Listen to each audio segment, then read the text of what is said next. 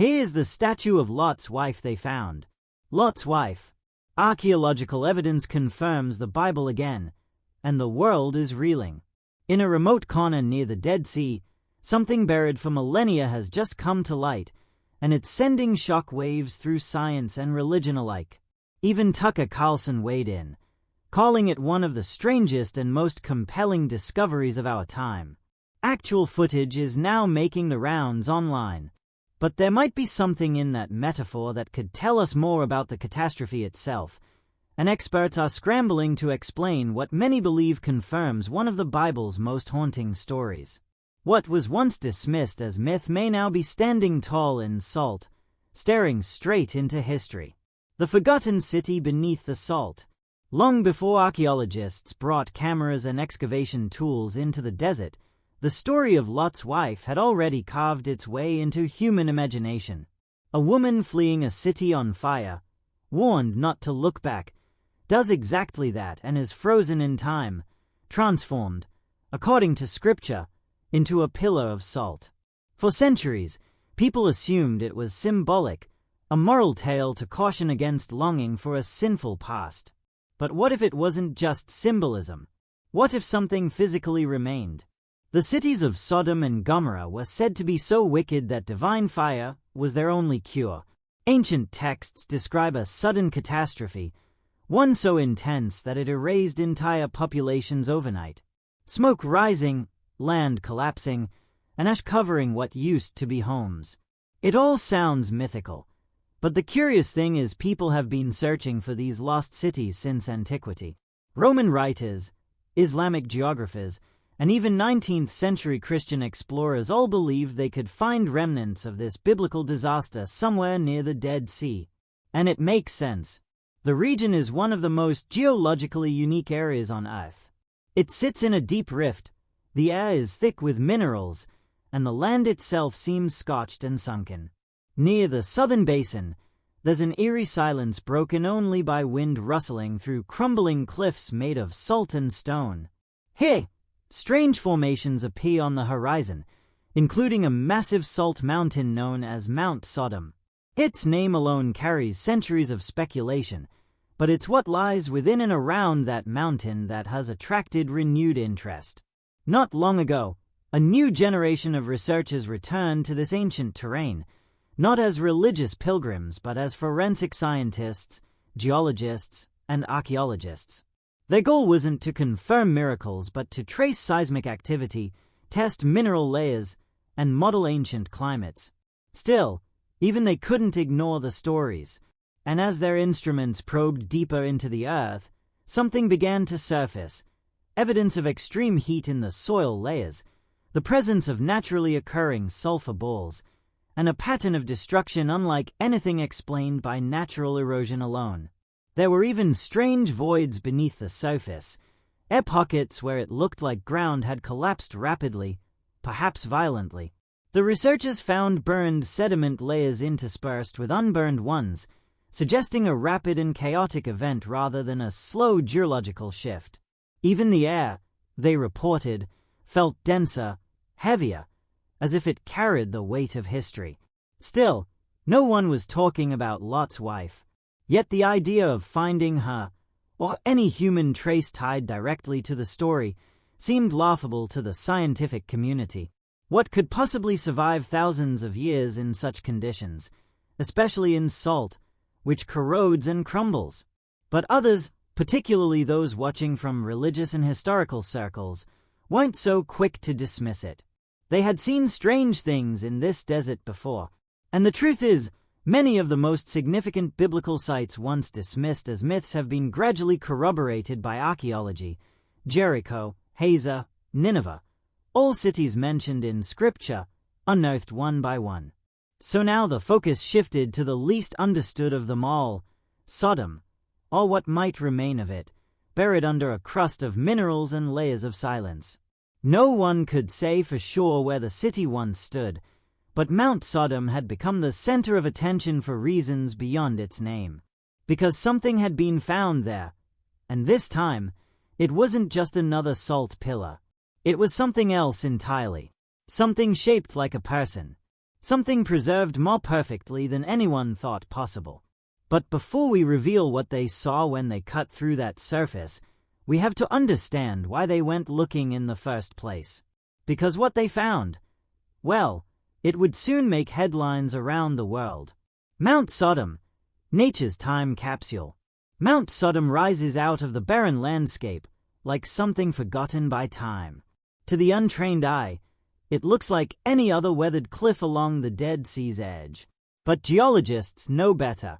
This isn't just rock, it's salt, miles of it. A mountain made almost entirely from halite, formed over millennia by evaporated seawater and the crushing weight of tectonic shifts. The ground beneath it is unstable, riddled with sinkholes and fractures. Every year the mountain shifts, crumbles, and reshapes itself, as if hiding or revealing pieces of a story that refuses to be lost. The Dead Sea region is already one of the strangest places on Earth. It sits at the lowest point on land, more than 430 meters below sea level, and its hypersaline waters make it nearly impossible for life to thrive. But what the salty surface hides is even more unusual. Beneath the ground, there are pockets of natural asphalt, gases, and minerals fused together by ancient volcanic forces. It's the kind of place where destruction feels like part of the natural rhythm. This environment, as harsh as it is, also offers a strange kind of preservation. Organic matter can be sealed in by salt and ash, effectively frozen in time. This is what drew the team back to Mount Sodom. They weren't the first to explore the area, but they had access to equipment that had never been used there before. Thermal imaging, subsurface scanners, and high-resolution drone mapping allowed them to look beneath the surface without disturbing the fragile terrain. At first, the results were predictable: fractures, salt caves, and collapsed pockets. But one image caught everyone's attention. It showed a vertical shaft, narrow and deep, with an unusual density pattern at the core. It didn't match any of the surrounding salt formations. It was denser, more concentrated, and oddly shaped, almost human-shaped. They sent a drone closer and captured footage of a jagged salt column jutting out from the edge of a ridge. Unlike the other pillars shaped by erosion, this one didn't look accidental. Its base was fused into the rock, and its form, while weathered, had proportions too symmetrical to ignore: arms folded forward, a vague outline of a head. From certain angles, it looked like someone frozen mid-step. They marked the site for closer inspection. What followed was cautious excavation. The area was too unstable for heavy machinery, so they worked by hand. Layer by layer, they brushed away loose salt, keeping moisture and vibration to a minimum. One researcher described the process as terrifyingly delicate. One wrong move, and the whole structure could collapse. But what they uncovered wasn't just another salt column. Embedded within it were darker mineral veins and a fibrous material that didn't match any natural salt formation. Initial analysis suggested it might be ancient textile, sealed in by mineral deposits over time.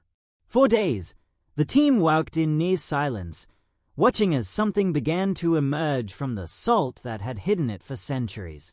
They weren't making declarations yet, not officially, but off camera, some of them began whispering the name: Lot's wife.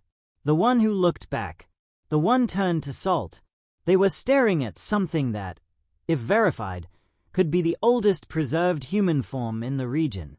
And unlike bones buried in caves or mummies wrapped in linen, this wasn't something prepared or honored. This was something sudden. Something sealed in an instant, as if the story had been caught mid-sentence and entombed in a mineral cast.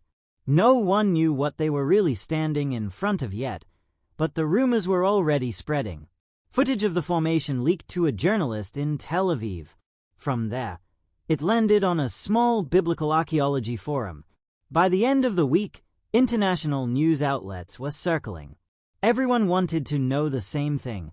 Had they really found her? The woman from Genesis, the one punished for a single glance. The desert had kept its secrets long enough, but now it seemed one was ready to step into the light. The clues had been hidden in plain sight for years. The region surrounding the Dead Sea has whispered of things long buried, ruins scorched by time, terrain warped by violence, and stories passed down through generations that no one could fully verify. Most dismissed the biblical account of Sodom and Gomorrah as allegory, too catastrophic to be real. But the land tells a different story, if you know how to read it. And slowly, a few persistent researchers began to connect the dots that others had missed. It started with ancient maps and travel logs. Roman geographers had marked the southern basin of the Dead Sea as a no-go zone, citing poisonous fumes and collapsed terrain. Islamic scholars later wrote about cities turned to ash near the Mountain of Salt, where nothing would grow and animals avoided the land. Jewish tradition identified a specific area near the Lisan Peninsula as the site of destruction. All these accounts, though fragmented, kept circling the same area, and within that area stood Mount Sodom, unchanged and unchallenged for centuries. What fascinated researchers wasn't just the mountain's composition, but the conditions around it. The ground was laced with sulfur nodules the size of golf balls, something geologists say forms under intense heat and pressure. Samples taken just inches below the surface revealed layers of burned earth and fused minerals, signs of a temperature spike high enough to melt rock. But there was no evidence of a volcano, no sign of a man-made fire, just destruction so focused and sudden that it seemed almost surgical. These clues caught the attention of a university-led archaeological team, backed quietly by a private historical foundation. They weren't interested in legends. They were after data. But the deeper they dug, both literally and historically, the more the line between story and reality began to blur. An old manuscript surfaced in a museum archive in Italy, describing a lone figure seen on a ridge near the destroyed city, a statue of salt with the shape of a mourning woman. No one took it seriously until the team realized the description matched the coordinates of the formation they were now excavating. They examined satellite images going back 20 years.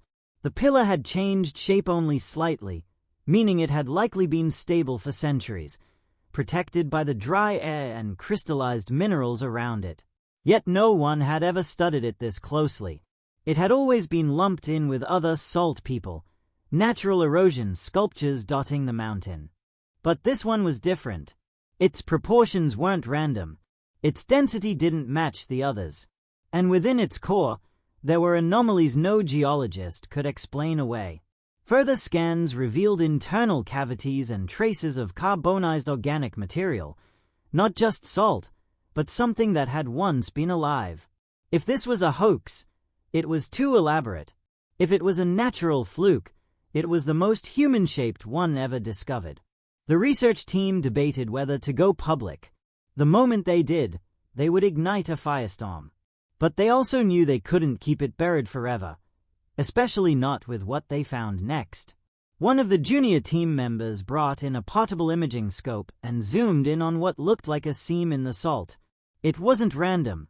It followed a consistent pattern, like the weave of ancient fabric. No color, no ornamentation, just a faint imprint trapped beneath layers of crystal. If it held up under lab testing, it would be the first evidence of preserved textile from a site linked to Sodom. That was the moment everything shifted. No longer was this just a strange rock on a ridge. It was a site of interest, a potential bridge between myth and material evidence.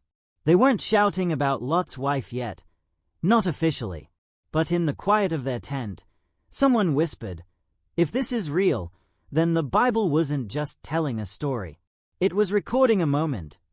And all of them, scientists or not, knew that something extraordinary had been hidden in plain sight until now. Lot's wife. It started as a whisper, a rumor passed through excavation circles and shared in encrypted emails. But once the footage leaked, there was no containing it. In grainy clips filmed under the harsh desert sun, a camera panned slowly over the figure embedded in the salt. The shape was unmistakable. A full human outline fused into the cliffside, arms partially raised, body slightly turned, as if caught in the middle of motion. What the footage showed next shocked even the skeptics.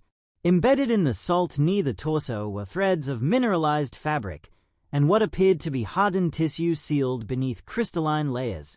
The footage was real. The analysis came next, and within days, headlines exploded across the world. They found Lot's wife. Archaeological evidence confirms the Bible again. In interviews, the lead researchers walked a tightrope. They spoke of anomalies, preservation, and probability. But off record, they admitted the truth. There was no other human figure like this anywhere in the region. The mineralization process, the body's pose, the proximity to ancient destruction zones, it all matched the biblical account with unnerving precision.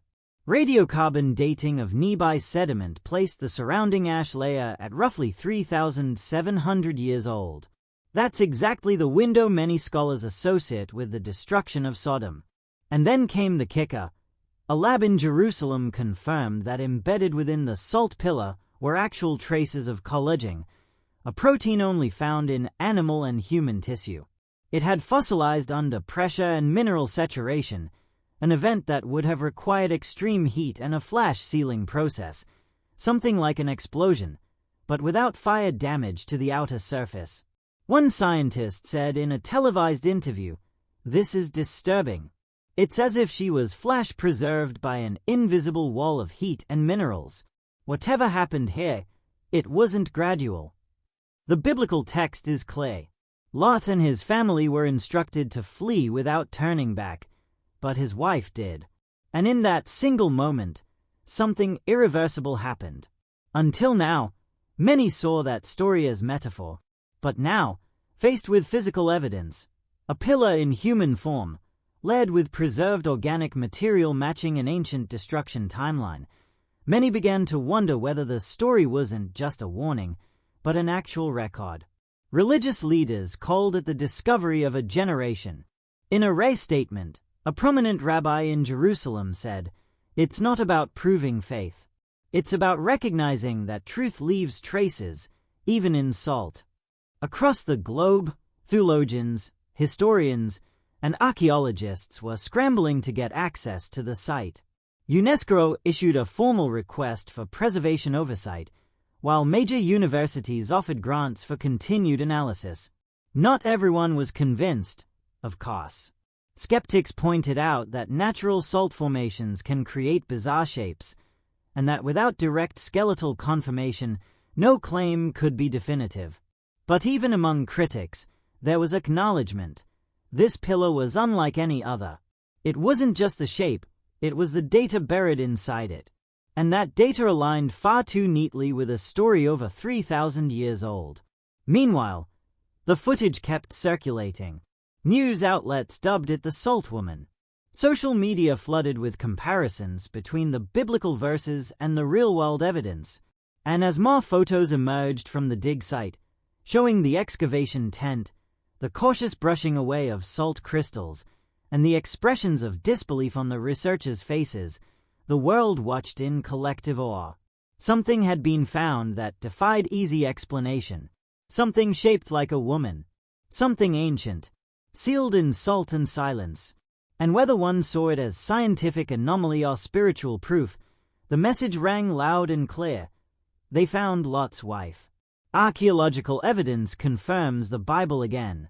And this time, it wasn't just words in a book, it was captured in actual footage, frozen in stone, staring back across the centuries. Shockwaves rippled across science and faith. The moment the discovery hit mainstream media, the story was no longer just about an ancient salt formation in the desert. It became a cultural earthquake. One that sent tremors through scientific institutions, religious communities, and everyday households alike. News anchors struggled to strike the right tone, caught between caution and awe. Some called it the most remarkable biblical confirmation in recent memory. Others said it was reckless speculation dressed up in sensational headlines. But either way, no one could look away. In the scientific world, reactions were mixed. The geology was undeniable. The structure was real. The organic material embedded within had been confirmed by multiple independent labs. and the carbon dating pointed to a time frame shockingly aligned with the biblical account of Sodom's destruction. But the conclusions drawn from that evidence sparked heated debate. Was this truly a human preserved in salt, or simply a geological oddity enhanced by our desire for meaning? Was it Lot's wife, or a case of pattern recognition amplified by religious narrative? Some researchers issued statements urging restraint, warning against what they called narrative-driven archaeology. Yet others quietly admitted that the evidence was difficult to dismiss. A professor of mineralogy in Oxford went on record saying, "Whether this is Lot's wife or not, this find is something the geological world has never documented before. It demands attention." Even among skeptics, there was acknowledgement that something extraordinary had been uncovered, something that blurred the line between myth and material. Meanwhile, the faith community responded with a level of energy that hadn't been seen in decades. Churches, synagogues, and mosques cited the story in sermons, pointing to the footage as a reminder of divine truth sealed in the earth itself. Pilgrims began organizing trips to the region, even though access to the site was restricted. Some called it a miracle, others a warning, but almost all agreed that the implications were profound. Then came the theological commentary. Was this proof that every story in Scripture had a literal truth behind it? Or was it simply one of many mysteries preserved by time, meant to remind us that some truths live in layers, scientific, spiritual, historical, all at once? Debate erupted across talk shows, YouTube channels, and academic conferences. Some argued that focusing too heavily on physical proof risked cheapening the power of faith. Others countered that the natural world had always carried divine fingerprints, and this was simply one of the clearer ones. But as the dust settled, a more uncomfortable question began to surface. If this was Lot's wife, if this was a real human being fossilized in salt in the exact region and time described in the Bible, then what else might be real? What other stories might have roots in actual events? Could other figures from Scripture also be lying beneath centuries of sediment, waiting to be uncovered? The implications were dizzying. There were also logistical ripples. Government agencies had to step in to manage access to the site. The Israeli Antiquities Authority, already stretched thin, faced pressure from both sides: secular institutions demanding scientific exclusivity, and religious organizations demanding open access. Security increased. Drone flights were limited. A 3D scan of the pillar was authorized, but no full excavation would proceed until the geopolitical dust cleared. And through all of this, the original team, the quiet archaeologists who had stumbled across the pillar, remained largely in the background. Their faces, once anonymous, were now the subjects of media fascination. One of them finally spoke during a press conference. When asked if they truly believed they had found Lot's wife, the researcher paused and said, "We found something that matches the story more closely than we thought possible. Whether or not you call her Lot's wife is up to you, but something happened here, and it left a witness behind." That witness, silent and unmoving, now stood as a question carved in salt, a question that neither science nor faith could fully answer. Not yet. What happens next will reshape the story. The pillar remains where it was found, high on the ridge of Mount Sodom, quietly defying the centuries that buried and protected it. But now it is no longer just a curiosity in the desert. It has become a global symbol, a physical riddle that refuses to fade into myth. Whether viewed as divine proof or a natural marvel, one truth is clear: this discovery has changed the conversation. Archaeological teams from multiple countries are now requesting access to the site. Some want to take core samples. Others propose building a preservation dome around the structure to protect it from erosion. But nothing moves quickly here. The rock is fragile, and so is the political climate. Religious groups are calling for the area to be declared sacred. Meanwhile, scientists are petitioning for transparency and unrestricted study. And as both sides dig in, the salt pillar remains untouched, exposed to the elements, watched by the world. The footage continues to circulate. Millions have seen it.